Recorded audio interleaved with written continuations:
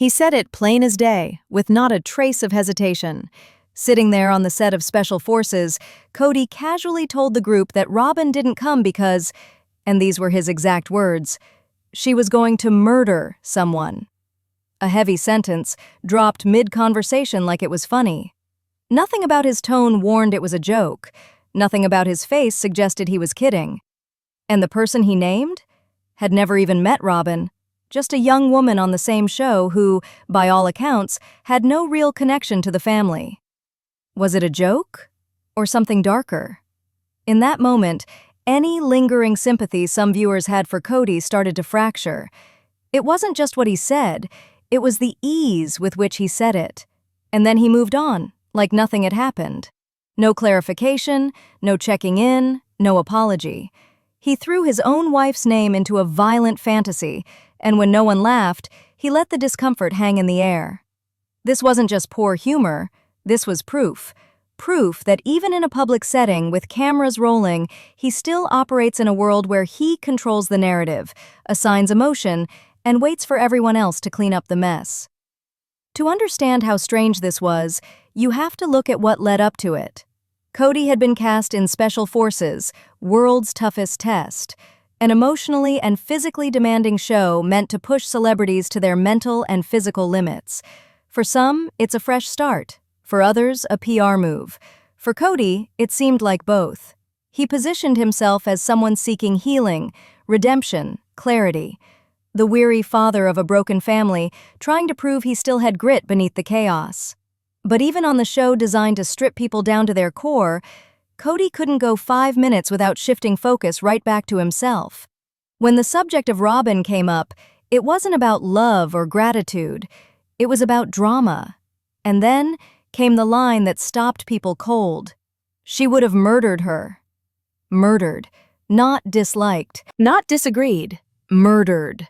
All to suggest Robyn can't handle him being around another woman, even one he'd barely spoken to. Kody didn't just throw out an outrageous remark, he projected an entire false narrative onto his wife in front of the viewing world. And that's when the pattern started to reappear. Because it's not the first time he's tried to make Robyn sound more emotional than she appears. For years, Kody has spoken for Robyn in interviews. He says what she feels, what she thinks, what hurts her, what she needs. But when Robyn does get the chance to speak, she often says something entirely different, usually quieter, more measured, more reserved. She cries, yes, but rarely lashes out like Kody suggests she does behind the scenes. So when he said she'd become homicidal over something like this, it didn't sound like her. It sounded like him, projecting chaos to justify attention. Brianna Chicken Fry, the woman Kody accused Robyn of targeting, later confirmed she had never spoken with Robyn Brown. Not once. Didn't know her. Didn't even know why her name came up. And when Robyn herself stayed silent on the matter, fans started wondering, was this even real? Or was Kody, as he's done before, laying the groundwork for another sympathy grab? It's not about whether Robyn said those words. We know she didn't. It's about why Kody felt the need to say she did.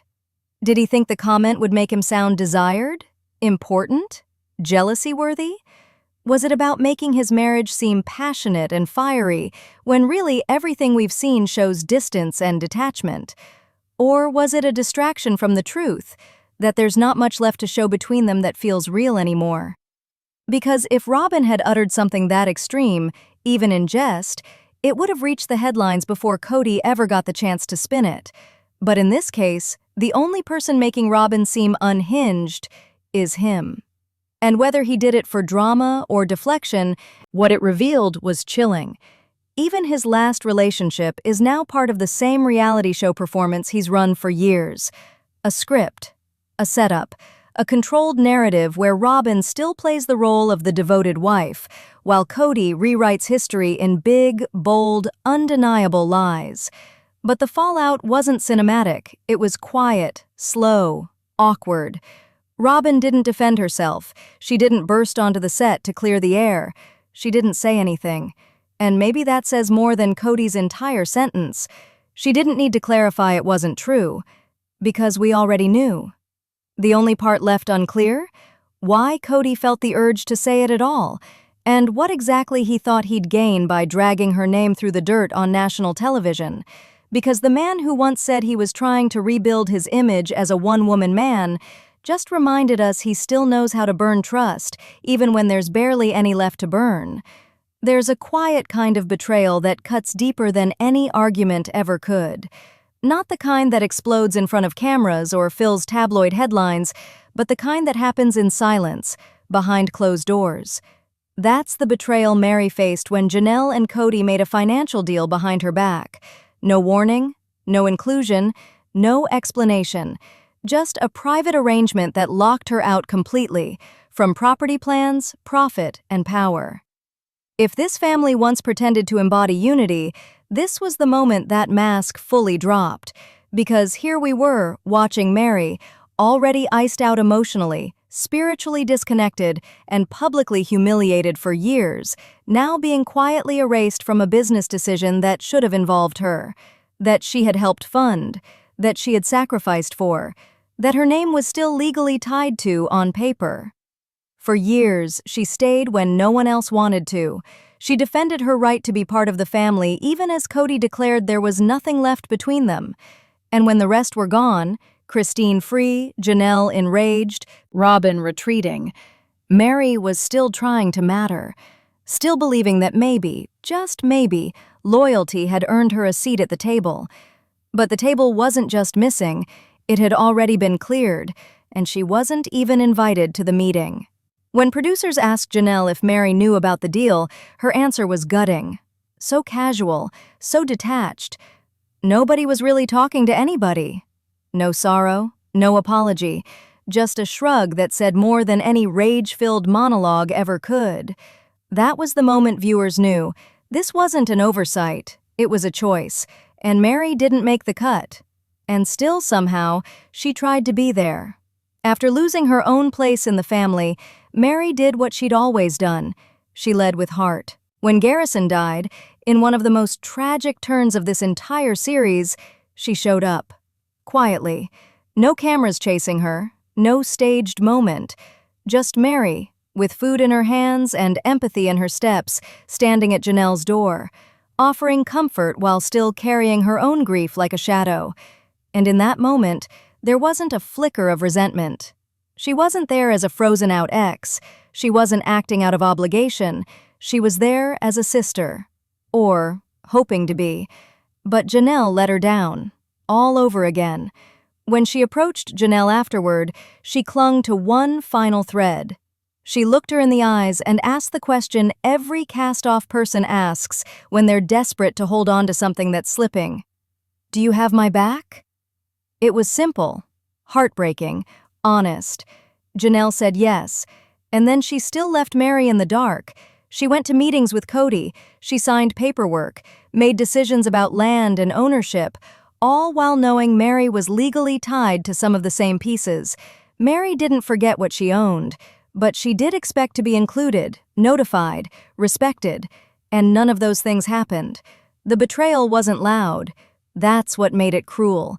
Because Meri wasn't thrown under the bus in anger, she was simply omitted.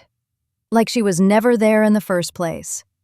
All those years of baby steps back into the family, of showing patience while Kody dragged her name through public interviews, of downplaying her pain while Robyn took center stage, none of it earned her inclusion. None of it mattered. And fans watched it happen in real time. Her loyalty, the kind that stayed even when she was told not to, was traded away for convenience. Because the reality is, when money enters the conversation in this family, bonds break faster than silence. Watching Meri try to make meaning out of crumbs was devastating. She brought food to a grieving home, hoping offering comfort would soften old wounds. But loyalty doesn't count in a house where spreadsheets mean more than history, where being easy to ignore is seen as being easy to push aside. So many times, the story of sister wives has painted Meri as isolated, on the edge, not quite in, not officially out. But this moment made it clear. They'd already made their decision, and she was the last to know. No matter how much she gave, emotionally, financially, spiritually, they had already moved on without her. And despite her still trying to hold on to the family's broken structure, that secret deal told her what words never could.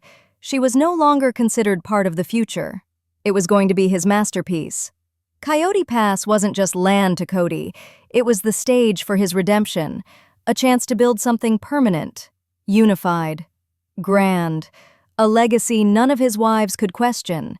He talked about it like it was sacred, as though carving up a patch of dry land in Flagstaff would somehow reignite the unity already gone. He wanted to build 4 homes, maybe just one big one. He changed the vision with every argument, every camera angle, every shift in control. The actual plan didn't matter. What mattered to him was that the family stayed orbiting his vision, that if he could keep them walking the imaginary blueprints long enough, they wouldn't notice there was nothing holding them there anymore. Robyn said the move was for Dayton's education, that it was about opportunity, health, safety. But nobody really believed that, not deep down, because the cracks had already started before the land was even purchased. And yet, the entire family packed their hopes into boxes anyway, moved states, emptied savings accounts, and stood at the edge of a property Kody promised would become their forever place. But it never did. Because from the second the family touched down in Flagstaff, everything started falling apart. Plans stalled, permits delayed, tension rose between the wives. The dream grew more expensive, more distant, and less believable with every passing day. It didn't take long for the land to become symbolic, not of unity, but of everything they couldn't fix. The way Kody started isolating, the way Robyn slowly became his only ally, the way Christine began to shrink in silence, the way Janelle started talking more about fairness than possibility. And Meri? She stood alone on the sidelines, not detached, excluded. And now, years later, Coyote Pass is still empty. No homes, no foundation, not even a sign of development, just fences, brush, and silence. A kingdom Kody swore would be their spiritual haven, and not even a tent has been raised in his name. That space has become a reminder of everything he couldn't hold on to. At nightfall, it just looks like land. But to anyone who followed this family, it's more than that. It's a failed promise you can walk on. Meri used to light up when Kody talked about building something shared, but now she can't even fake interest. Her expressions changed over the seasons, no longer hopeful, not even bitter. She just doesn't care anymore. As if she made peace with the idea that no one ever intended to build anything for her in the first place.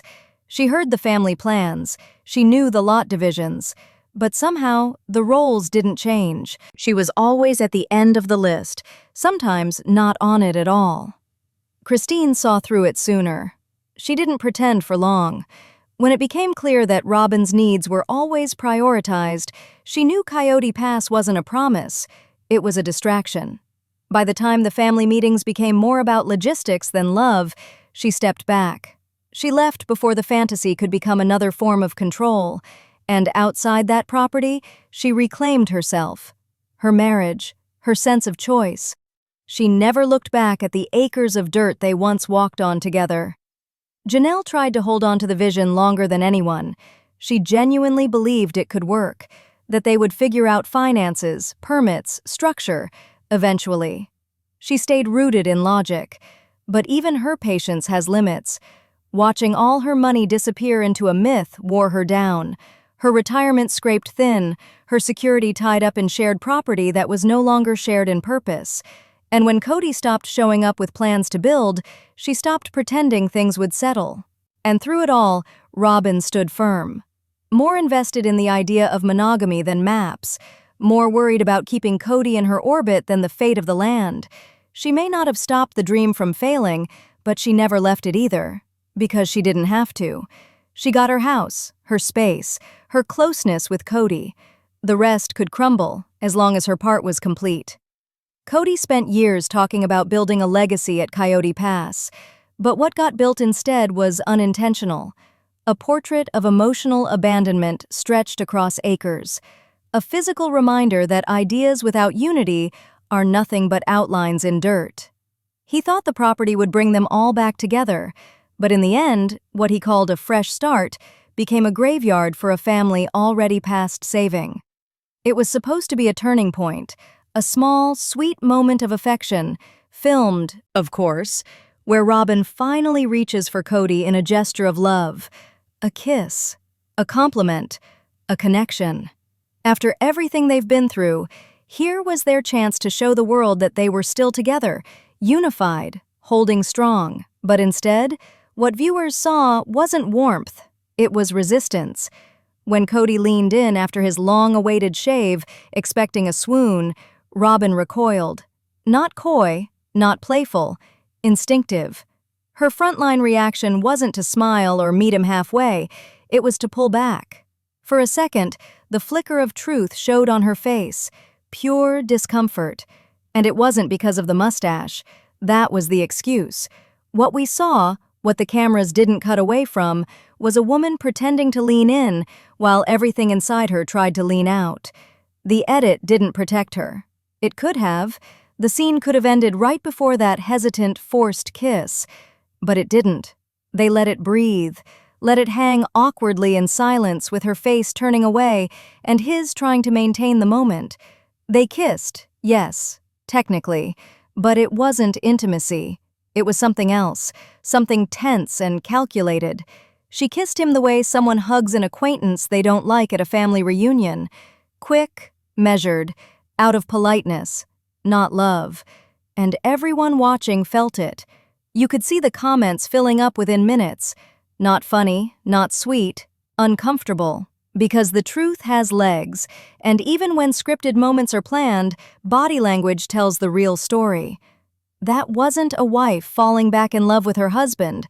That was a woman managing optics. Robyn wasn't swooning. She was surviving. Compare it to early seasons, the way she used to speak about Kody, the way she cried in confessional when she felt overlooked or desperately wanted time with her husband. Back then, her affection felt real. Over the top, maybe, but real. She wanted him around. She clung to the spaces he entered. But somewhere in the chaos, something shifted. Their dynamic changed. She no longer chases him, she tolerates him.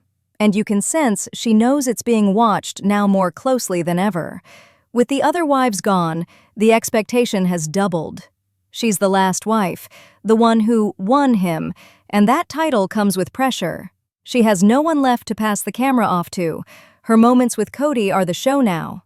And she's not just a wife anymore. She's a performer holding up the last frame of a shattered painting. Another moment almost slipped by. Almost. The cameras caught her wiping a tear, and not the dramatic, trembling kind she's become known for. No slow fall, no tissue. A quick swipe, a frustrated kind of tear. And it didn't feel like sadness. It felt like realization. There she was, surrounded by empty chairs where the rest of the family used to sit, expected to give the audience more connection, more proof that the last marriage still had something left in it. But it doesn't. And she knows it now. The mustache moment became the face of a deeper truth. This isn't love anymore. It's image control. Because if this was love, her eyes would have softened. Instead, they darted. If this was connection, her body would have leaned forward, but every part of her stiffened. If this was true closeness, they wouldn't need these little gestures to prove it. The camera would catch it in the in-betweens. There are no in-betweens now, only attempts. And what we're left with as viewers is a different kind of heartbreak. Not the explosive breakups like Christine's, not the arguments and ultimatums that surrounded Janelle. This is something quieter, a slow erosion with no language. Because sometimes love doesn't die with fire. Sometimes it dies when you start kissing someone out of habit. The saddest part is watching Robyn realize she arrived at the end, but it doesn't look like she imagined. She got the man, the monogamy, the spotlight. And yet, here she is on camera, trying to force chemistry that used to flow. Something about that lands heavier than any divorce we've seen before. Because now, it's not about who left, it's about who stayed and why. When Kody broke down on Special Forces, tears running, lips trembling, eyes darting around like a man unraveling, it was easy, for a split second, to believe he was finally confronting his failures. that he was facing the years of damage, the relationships he'd fractured with his own children, and trying to take some accountability. He talked about feeling abandoned, misunderstood, unfairly judged, and on the surface, it played like a confession. But then came the turn, the line that hit like a brick to the chest. "I only have good relationships with the kids who respect me." That shattered the moment. Respect, by his definition, has always been a one-way road. It doesn't mean mutual understanding. It means silence, submission, agreeing with him even when he's wrong. And the kids who've chosen truth over obedience? The ones who've questioned him, challenged him, called out the double standards, the favoritism, the absence, they're not in his life. The ones who cry off camera, the ones who stopped waiting at the window for the truck to pull into the driveway, the ones who held each other tightly while their father sat in another house with another family, pretending all was fine. They're the ones he doesn't call. Janelle and Christine's children especially have carried the weight of that estrangement. And yet through it all, they never lashed out cruelly. When they talk about him, it sounds less angry and more disappointed, like they're mourning something that should have been theirs. Not just a dad, but a present dad, one who showed up, one who remembered birthdays and didn't cancel plans, one who didn't pit loyalty to their mothers as a threat to his own ego. The heartbreak comes in quiet moments now, not screaming arguments, not exploding fights, but the quiet ache of absence. Photos posted without their dad. High school graduations where there's an empty seat. Weddings where he wasn't invited. Hospital beds he never saw. And instead of trying to fix things, Kody buried himself in safety. Behind Robyn, behind his own version of the truth. He didn't understand that love doesn't come from being feared or obeyed. It comes from being respectful, not demanding respect in return for nothing. And then there are the mothers, the ones still caught in between. Christine, no longer spiritually tied to him, watching her grown daughters try to grieve a father who's still alive but emotionally gone. Janelle, quieter but clearly torn, trying to explain to the boys that maybe someday he'll come around, knowing full well he probably won't. One of the most painful moments came when the topic of reconciliation was brought up, and Kody admitted he sends messages through Robyn. He couldn't even say, "I love you" to his children directly. He needed it filtered, softened, delivered by someone else. That's not vulnerability. That's avoidance. You don't heal a fractured bond through a middleman. You show up. You say it with your own voice. You listen. You apologize. Robyn, again, became the messenger. She delivered the "he loves you" like a tired secretary reciting a memo. Not intentionally cruel, but distant enough to land with a thud. The kids didn't answer back. They didn't cry. They nodded, because they've learned not to expect more. And back on Special Forces, sitting in the desert, feet blistered, soul supposedly laid bare, Kody still framed himself as the one left behind. He spoke of loyalty like it was a currency his children refused to pay, but he never admitted that he cashed in their trust long before they had the words to name what was happening. This wasn't about rebellious children. This was about rejection, the kind that cuts both ways. Kody rejected their truth, and in return, they rejected his version of love. Now, the moments Kody cries feel less like catharsis and more like theater. Maybe the emotions are real, but they're tangled in years of denial. Too little too late doesn't mean the tears don't fall. It means they fall into hands that no longer reach for them. And the saddest part is, they're still his kids. That hasn't changed. But the ones he claims to love are the very ones he refuses to understand. In the early years, long before the cameras turned them into household names, the wives of this family weren't just co-wives. They were something like sisters. Not perfect, not always compatible, but connected by something deeper than paperwork or proximity. They raised each other's children. They shared meals, holidays, traditions. Some days were tense, yes, but there was communication. There were talks in kitchens, heart-to-hearts on porches, joint decisions about schooling, discipline, dinner, and dreams. But somewhere along the line, the conversations got quieter, then shorter, then completely stopped. By the time Janelle said it out loud, nobody was talking to anybody. It wasn't just an observation, it was a confession, a surrender to a truth that had already been rotting at the roots. That line didn't come with tears or blame, it came wrapped in exhaustion, as if even she, the woman once so grounded in partnership and structure, had finally accepted that the connection they all used to fight for was gone. Not because of jealousy, not because they all wanted the same man, and certainly not because polygamy doesn't work on principle. The collapse happened because the one thing that kept the wives from turning cold was the communication they once protected, and when that dissolved, so did everything else. Christine had always used her voice, sometimes too loudly for others' comfort. She was emotional, reactive, confrontational when she needed to be, but her voice came from love.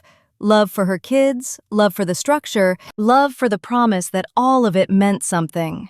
So when Christine stopped talking, you could feel it. Her silence didn't come from bitterness. It came from a loss of energy, from pouring herself into a dynamic that never poured back. The moment she walked away, it wasn't with fists or flames, it was with stillness. Janelle was the connector for years, the bridge, the one who could be friends with all the other wives, even when those relationships strained. She could balance the business side while still making it feel personal. But even she, patient and sharp and wise, admitted she gave up on trying to keep people woven together. Because you can't keep interlacing threads when everything is unraveling at the center. And Cody's emotional absence, his obvious favoritism, his hidden financial moves, didn't just pull him away from the women, it pulled them away from each other. Meri's silence hit the hardest. She once tried to keep herself relevant by staying loyal, by staying visible, but her position in the family slowly became background noise. She stopped showing up in the big conversations. Nobody asked her advice. Her presence wasn't needed, only tolerated. Relationships that once made her feel included gradually became cold corridors lined with closed doors. And the silence wasn't accidental. It was chosen by everyone. The shift was slow, passive, but it showed in every scene. No more family dinners where the wives coordinated meals together. No more casual banter about clothes or chores. The homes they lived in, whether in Las Vegas or Flagstaff, became more than separate addresses. They became actual emotional bunkers. Once, the space between their houses was only physical. Now, that same distance existed in every text not sent, every question not asked, every door left closed. Fans who watched from the start could point to 100 moments where compassion still lived. Christine encouraging Janelle's independence, Meri supporting childbirths, even Robyn early on, trying to fit in with cautious optimism. But over time, the discomfort grew too loud. Words lost weight. Apologies felt performative. And through countless interviews, all four women eventually began saying the same thing in different ways. We don't talk anymore. That mutual silence became contagious. What started as Kody isolating himself turned into the wives isolating from each other. Not out of anger, out of fatigue, because silence doesn't always erupt from a fight. Sometimes it blooms softly in moments where someone looks at someone they once trusted and simply has nothing left to say. And now, years later, what remains is reflective pain. Not fire, not fury, just the real grief that comes when the thing you once believed in crashes without a sound. Because the loudest part of their ending wasn't an argument. It was the moment nobody knocked on each other's doors anymore. This isn't how it was supposed to end. Not with empty land and half-spoken regrets. Not with cold silences and one wife still clinging to a man who doesn't know how to love without needing praise in return. Kody wanted a legacy, something big, bold, sacred, a family, sprawling and unified, a name that meant something more than controversy. But legacies don't get built on control. They're carved through sacrifice, empathy, consistency, and by the time the dust finally settled, all he had left was Robyn. Christine broke free. With paperwork, yes, but more than that, with peace. She didn't grieve the end of her marriage, she documented it, smiled through it, introduced her real first husband to the world, and never looked back. Her body language changed, her energy shifted. She looked younger, lighter, like someone who had carried weight for decades and had finally set it down. And when she called her wedding to David Woolley her first, she nailed the last invisible nail in Kody's throne. No crown, no credit, not even a footnote. Janelle didn't leave with fanfare. She stayed longer, tried harder, gave more grace than anyone expected her to. But when Kody's financial games started tightening around her future, she stopped playing polite. She walked out without a dramatic scene, and there's something even more powerful about that, because Janelle has always been the one who pragmatically stayed loyal. When that broke, it meant something inside her truly cracked for good. And Meri? Meri didn't storm out, didn't get a kiss goodbye, didn't get a thank you for the years she endured being treated like a placeholder. She was pushed to the side so many times it became a natural position. One day she realized she'd been discarded long ago, and quietly confirmed it by leaving. By the time Kody admitted there was no marriage left between them, she had already emotionally buried it. No eulogy, just silence. And still, Kody talks. On every podcast that will have him, on the Vile Files, in interviews, in press appearances, he's rewriting history in real time, narrating his own downfall like a man still convinced he's misunderstood, not responsible. He says the women gave up, that they didn't love him enough, that he was hurt, overwhelmed, never truly supported. But the truth is inscribed in all the exits, because people don't walk away from something that still feeds them. They walk away from deserts, and his emotional offerings had long dried up. Robyn, always last standing, sits beside him through the retellings. She nods in agreement, tears up when needed, backs his disappointments with her own version of events, still calling for family unity when the rest have stopped answering their phones. But the truth is, her image has cracked too. Her tears no longer hold weight for the audience, because mourning a family while clutching its last piece isn't sympathy, it's storytelling. And fans have started pulling the curtain back. That old narrative, Robyn, the misunderstood sweetheart who just wanted love, doesn't land the same. The tears that once moved viewers now feel like reruns. Because Robyn wasn't just a wife in the mix. She was the tipping point, the clarity moment, the one addition that turned a fragile system into a hierarchy, and everyone else fell beneath. Back when she joined, there was hope. Maybe she'd mend the disconnect, be the bridge. But over time, it became clear she wasn't a neutral force. She was the center. The schedules bent around her, the house plans circled her desires, and slowly, Kody's heart shifted, his attention followed, and the rest felt the cold space left behind. And even now, in monogamy, she's not winning, because monogamy built from ashes isn't love, it's what's left. She didn't inherit a thriving partnership, she's holding the last piece of a broken puzzle, hoping it still looks like a full picture from the outside. The awkward affection, the forced smiles, the isolation, none of it reads as joy, it reads as survival. And that's the question circling now, echoing across every recap, every fan forum, every late-night analysis of this family's downfall. Did any of them ever truly love him? Or were they all just surviving? Because love without freedom isn't love, it's obligation. Devotion doesn't grow under fear, and hope doesn't live in households where affection feels earned through compliance. Kody wanted loyalty. He got silence. He wanted a legacy. He built resentment. Now, the camera lingers on 2 chairs instead of 5. The family table sits empty. The land stays undeveloped. And the only thing left of his dream is a narrative he repeats like a prayer, hoping one day someone other than Robyn believes it. But fans watched everything, every shift in tone, every moment of manipulation repackaged as leadership, every shrug that dismissed emotion, every choice to love one woman at the expense of everyone else.